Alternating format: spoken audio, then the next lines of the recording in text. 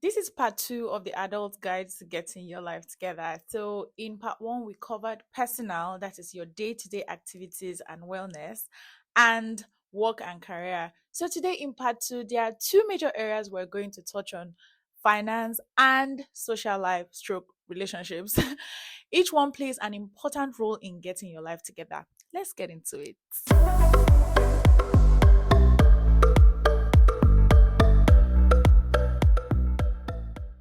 Hey guys, welcome back to my channel. If you're new here, my name is Princess Akari, and this channel is all about helping you become the best version of yourself. So if you haven't subscribed to my channel yet, please go ahead and hit that subscribe button. I'd really appreciate it. Thank you. We already did some breakdown in part one of this video for personal, work, and career. So if you haven't watched it, please, you might want to start from there before coming back to continue watching this particular video. So I have included a link in the description box, and I have also included it in the video at the corner somewhere. You can click on it and start watching that one first. If you have already watched part one, let's just get on to part two.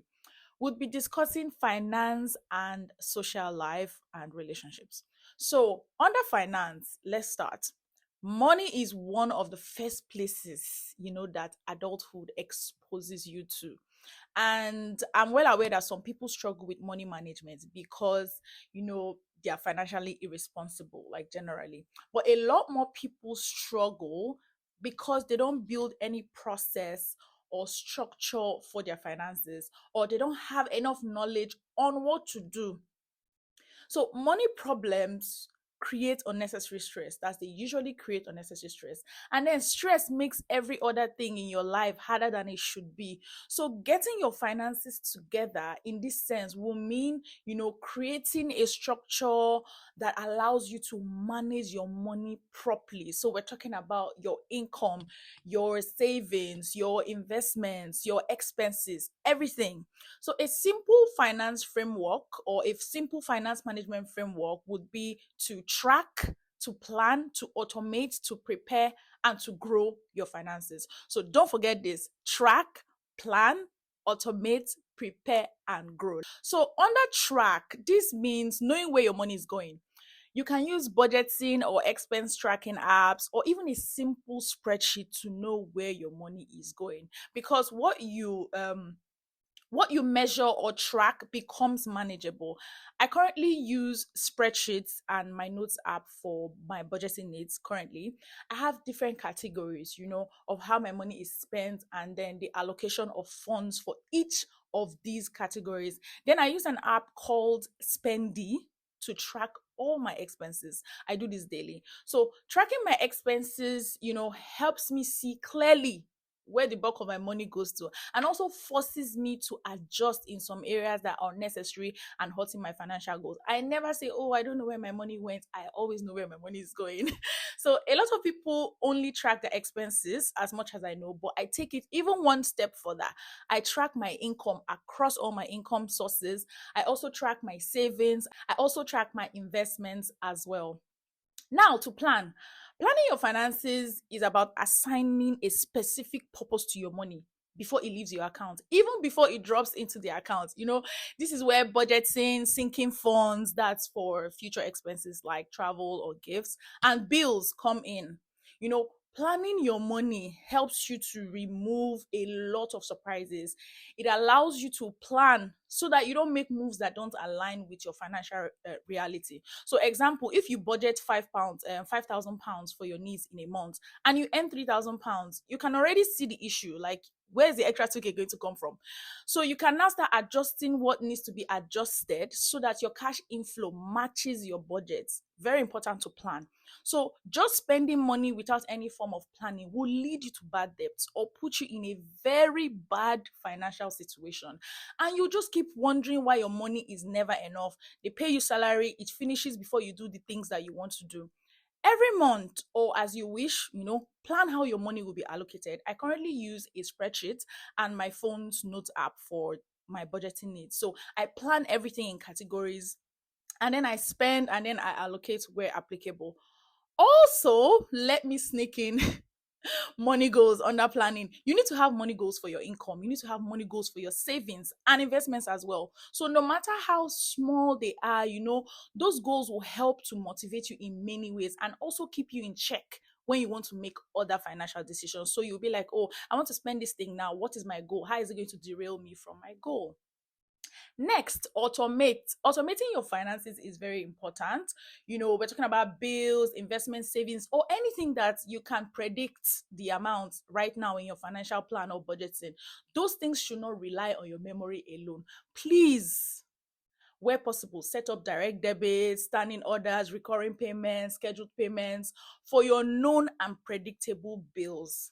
Investments as well, savings as well, very important. So these tools exist for a reason. Please use them. You can ask your bank or your financial provider how to set all these schedules or automations up. You may need to also ask your service providers to assist with this where necessary. The goal here is to deal with fewer decisions, fewer mistakes, and then have less stress. So I assure you that you will hit your money goals faster and you will deal with your bills better if you automate things. So I think it also helps your discipline, and then it helps your relationship with money, because at the end of the month, if things are just leaving your accounts, you can't really grasp them to come back because they've already gone.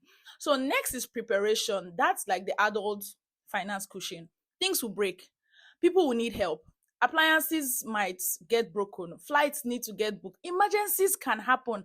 And sometimes opportunities also come up that might need money. If there's no buffer, you surely panic and or miss out on a lot of opportunities. So you need to prepare.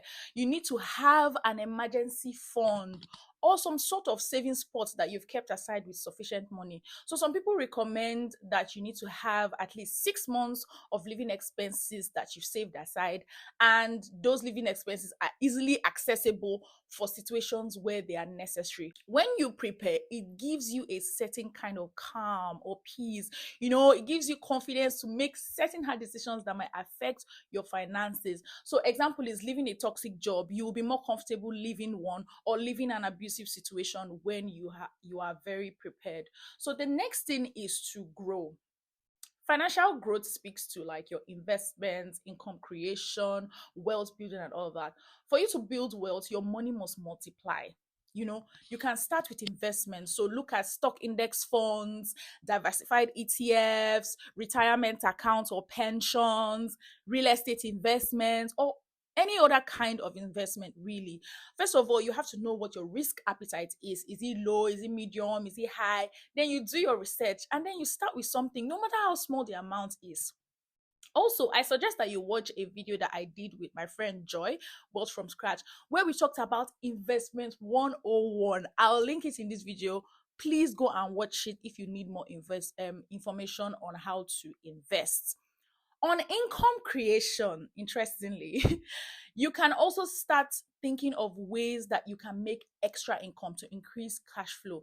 Think of the current skills and experiences that you have, and think of the ways that people with those skills make money. Do your research. If you have the capacity, think of the side hustles that you can explore to make money as well, aside what your current experience is. I made a video recently on how to make money from your skills and experiences. You can go and watch that video to get started and also maybe to get some inspiration. So I will link it in the description box as well, and also somewhere in this video. The next thing that we are going to focus on today in getting your life together is your social life and relationships. Ding, ding, ding, ding, ding, ding, ding. Anyway, so people treat friendships or relationships as things that just happen, like, oh, we'll wing it. Then they wonder why, like in adulthood, they feel so isolated or disconnected. Unfortunately, in this day and age, social adulthood and relationships require intention and attention. Oh, clock it. Connection will not maintain itself, especially as everyone has gotten busier and busier. A simple way to stabilize this would be to identify your core people, first of all. And then when you identify those people, just maintain some sort of communication with them. And then you schedule deeper activities with them. And then you try to build new networks. So under identifying your core people, you're trying to know who matters. Not everyone requires the same level of energy or access to you. So do an audit and make your decision. Next, when you're thinking of maintaining light communication, you're thinking of, small check-ins. So aside from big things like birthdays or like bad stuff happening to people that you need to check in, you need to also do quick updates on people. Just send like good morning messages, good evening, how you doing, as much as you can. Now, to the deeper connection activities, you are trying to plan it ahead of time. You're trying to do in-person activities or maybe longer calls. There's no shame in scheduling it. There's no shame in planning. I do it all the time. So you need to make time and schedule time for these activities because it keeps you grounded as a person, and it also helps you to contribute to other people's lives. Next, build new networks. So this means expanding your current network. So you have to join communities, interest groups, professional spaces, volunteering, and all of that. So a lot of people underestimate how much their environment shapes them. Part of getting your life together is about the people in your life. So are you surrounded by people who support you? Are you surrounded by people who encourage you? Are you surrounded by people who make your life lighter? You need a solid support system of people who care about you, people who you can lean on, people they don't drain your energy, and as well you too, people that you can pour into as well. So the anecdote here is simple: most relationships die from neglect. Having a healthy social ecosystem supports your mental health, supports your career opportunities, resilience, and emotional safety. I just want to do a quick shout out to those in romantic relationships or marriages. So for this, you must get yourselves together by starting with communication. Acknowledge that there might be, always room for improvement, and create a safe space for sharing your feelings and how certain things make you feel. Also, plan how to move forward together in terms of, making each other feel valued and appreciated, especially if things are just a bit scattered right now and you want to get things together on that end of your life. So, guys, that's all for part two today. Like I always say, you don't need to do everything at once. So, just pick one area and start small.